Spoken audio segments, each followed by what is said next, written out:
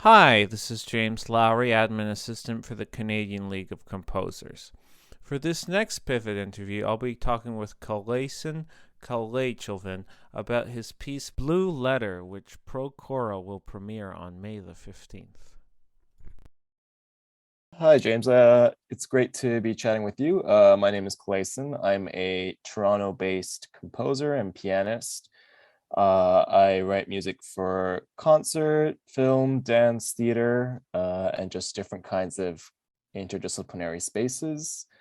A lot of the music I kind of write is about sort of taking just different uh, classical and different paradigms and sort of distorting them and finding contemporary articulations with it. I also have a background in Indian classical music. So yeah, it's kind of my whole practice has been sort of just drawing from all these different traditions and finding my own articulations in that. Mm-hmm. So, for Pivot, you're writing a piece for Pro Choral for their concert that is coming up on May the 15th. Tell That's us a right. little bit about what you wrote for them. Yeah, I wrote a piece called Blue Letter, and the piece sort of started with this fascination I had with handwritten letters. Growing up, it was still a big mode of communication for my parents who were immigrants, and the way they would communicate with their family or relative all across the world were these like little pieces of paper that would hold both like stupid mundane information but also existential big things. And I was just really interested in what that relationship between the sender and receiver was, and sort of what basically happens when you put a thought out into the world and you receive it. So the whole piece is about like how does that thought accumulate, dilate, and get distorted from the moment it's formed to the moment it's expressed to the moment it's received. And the piece explores that, taking sort of a single musical thought gesture and pulling it apart and giving it different sonic and compositional processes. And um, it became this larger piece to me about sort of communication, in a sense. Hmm. So, what does that look like in terms of choral writing? Yeah. And this is so cool because again, like with the choir, it's the voice, right? It's their primary mode of communication. So for me, uh this was my first big or proper piece for choir. I usually come from a more chamber music-y background in terms of my writing. Um, so it taught me a lot about thinking about sound and how sound is generated with the voice. Uh, and already the voice as a soloist can do so much in terms of modulation.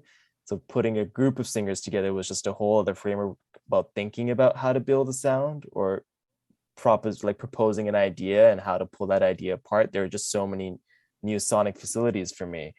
Um, Is it so just, is it yeah, just choir, or do you have some electronic aspect as well? it's just choir. There is one playback track at the beginning where a text is recited. And so the phrase is basically, daughter, I am dying. And that's how the piece sort of begins. And we hear this piece as playback put into the space. And now the choir sort of takes this phrase and pulls it apart so that sometimes you hear it with great clarity in traditional contrapuntal writing. And then sometimes you're just hearing uh, syllables, sounds from the phrase. Sometimes you're hearing a melody, and sometimes you're hearing just it as a harmonic cloud of sound. And there was just so much you could do with voices to generate that. So it was really cool, sort of like starting with, hey, all right, let's take these three words and how much can I contract it and pull it apart in a sort of 8-minute piece.